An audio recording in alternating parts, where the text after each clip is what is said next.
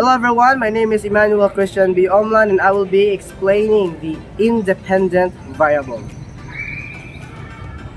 When we say an independent variable, we mean the variable that is manipulated or changed by the researcher to observe its effects.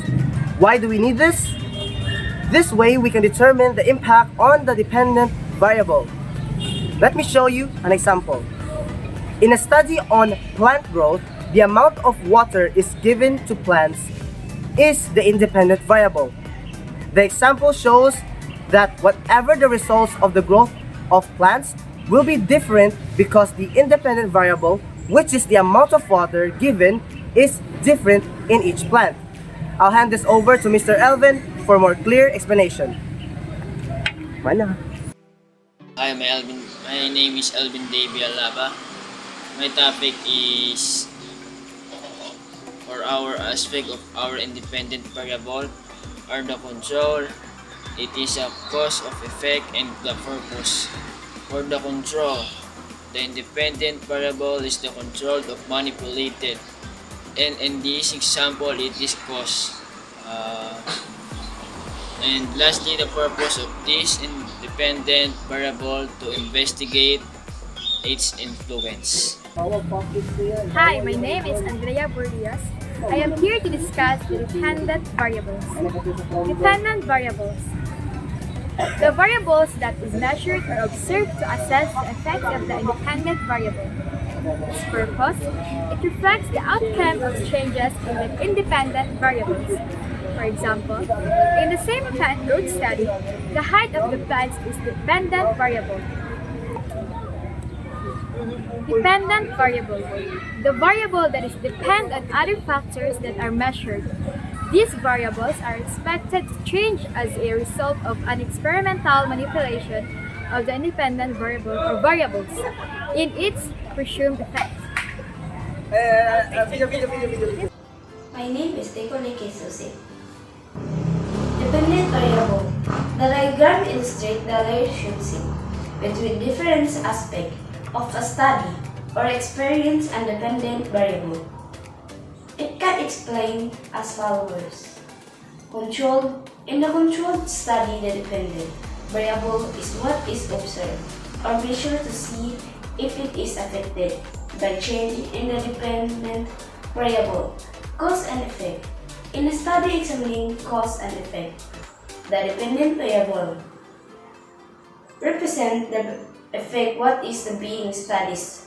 Purpose. When considering the purpose of a study, the dependent variable is the outcome that is being investigated. And in sense, the dependence variable is the fact that the research observed and the measure to determine the impact of other variables. So hello everyone, my name is Zaman Kaga. My name is Patricia Rodriguez. So now for today's video, our topic is about research paper. So now here, we have an example of research paper. The title is Impact of Online Learning on Student Performance. So now in research paper, we have a introduction, body, and conclusion. So, but here in the example, our body is represented by findings, evidence, and recommendations. So now, let me introduce the introduction.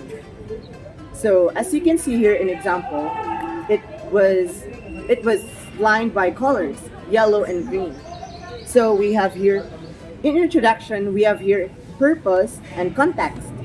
So the purpose is this report aims to analyze the impact of online learning on student performance in the context of EFL or English as a foreign language education. So the context is educational institutions worldwide have transitioned to virtual classrooms. It is essential to evaluate how this shift influences students. Hello everyone, my name is Catrice Jean Rodriguez. Findings. Based on our research, online learning has both positive and negative effects. students appreciate the flexibility and convenience of remote classes. However, challenges such as technical issues and distractions at home can hinder their learning experience. To explain, after conducting research on the effects of online learning, we found that there are both positive and negative aspects to his mode of education. On the other hand, students value the flexibility and convenience that come with remote classes as they can learn from anywhere and at their own pace. However, on the other hand, certain challenges can hinder their learning experience, such as technical issues and distractions at home. Next is evidences and facts or data. Our survey of 300 EFL students found that 70% believe online learning improves their ability to manage time efficiently. On the contrary, 45% reported difficulties in maintaining focus during online classes.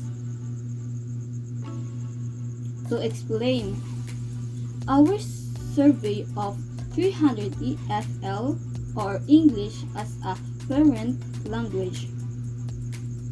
Students revealed several important findings about online learning. As you can see at the image, according to the survey, 70% of students believe that online learning significantly improved their ability to manage their time effectively. This is supported by the fact that 45% of the students admitted to having difficulties in maintaining focus during online classes. These findings suggest that while online learning offers advantage in terms of time management, it also poses some challenges in terms of concentration and focus.